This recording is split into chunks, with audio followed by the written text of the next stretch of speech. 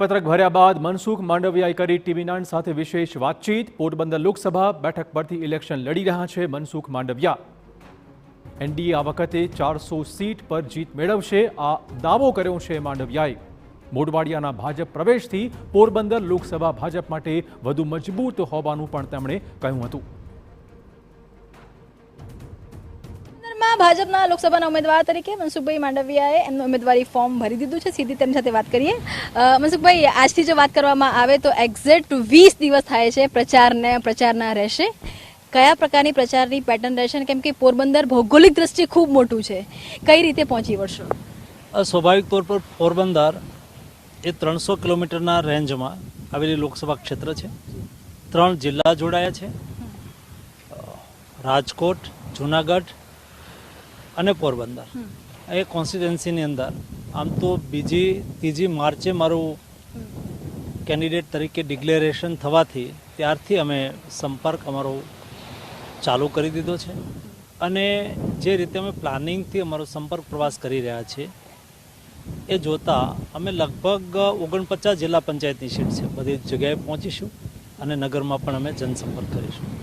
મનસુખભાઈ, જે રીતે આપ પ્રચાર કરી રહ્યા છો અને જ્યારે આજે આખો સભા થઈ, સભા બાદ એક વિજય સરઘસ જેવો એક આખો માહોલ હતો એ જોવા મળ્યો, પરંતુ જે પ્રકારની વાતાવરણ છે, ગરમી છે અને આ તમામની વચ્ચે મતદાતાઓ આ જે માહોલ છે એ વોટ બેંકમાં પરિવર્તિત થાય એ માટે શું કવાયત કરવામાં આવશે?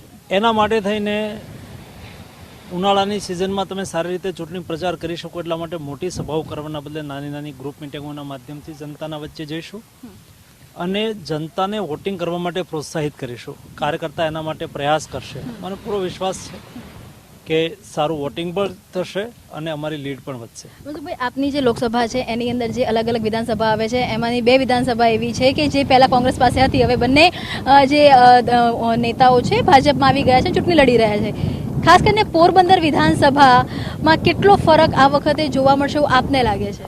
પોરબંદર વિધાનસભામાં આ વખતે અર્જુનભાઈ અમારી સામે કાયમ માટે લડતા હતા, એ પણ અહીંયા કોંગ્રેસના એક લીડર હતા। એ હવે ભાજપમાં આવી જવાથી કોંગ્રેસમાં અહીંયા કોઈ વિશેષ નેતૃત્વ નથી, એનો સીધો ફાયદો અમને થશે। એટલે અર્જુનભાઈની લીડ પણ વધશે અને મારી લીડ પણ વધશે। મનસુખભાઈ, જે રીતે ગઈકાલે સંકલ્પ પત્ર ભાજપે જાહેર કર્યો, અનેક યોજનાઓની વાત થઈ અને તેને સૌથી મહત્વની જે વાત હતી કે જે સિનિયર સિટીઝન છે, 70 વર્ષના ઉપરના જે સિનિયર સિટીઝન છે તેમનું ધ્યાન ક્યાંક ને ક્યાંક હવે સરકાર રાખશે આયુષ્યમાન યોજનાના મારફતે। આ આખો જે વિચાર હતો કેટલા સમયથી ચાલતો હતો અને કેવી રીતે ઇમ્પ્લિમેન્ટ કરવામાં આવશે, એની માટે કેવી રીતે સિનિયર સિટીઝનને આખા બાયફર્ગેટ કરવામાં આવશે? જેવી રીતે આયુષ્યમાન ભારત યોજના દેશમાં લાગુ છે, 60 કરોડ લોકોને 5 લાખ સુધીના મુફ્ત ઇલાજની ગેરંટી મોદીજી તરફથી મળેલી છે। આગામી દિવસોની અંદર અમારી પાર્ટીએ સંકલ્પ કર્યો છે કે સિનિયર સિટીઝનને પણ એનો લાભ મળે। એટલે એમાં પછી કોઈ ગરીબની વાત નથી, મધ્યમ વર્ગની વાત નથી, જે સિનિયર સિટીઝન છે એમને મુફ્ત ઇલાજની ગેરંટી આપવાની વાત છે અને એ અમે કરીશું। અંતિમ સવાલ મનસુખભાઈ, કે જ્યારે લોકસભાની ચૂંટણી છે ત્યારે ભાજપની દેશભરમાં બેઠકો આપ ક્યાં જોઈ રહ્યા છો અને તેની સાથે જ કોંગ્રેસના એક વિપક્ષ તરીકે આગામી સમયમાં આપ ક્યાં જોઈ રહ્યા છો? ભારતીય જનતા પાર્ટીને 370+ અને એનડીએ 400+ સાથે ફરીને એક વખત મોદીજીના નેતૃત્વમાં એનડીએ સરકાર બનાવશે, એ પાક્કું છે, નિશ્ચિત છે।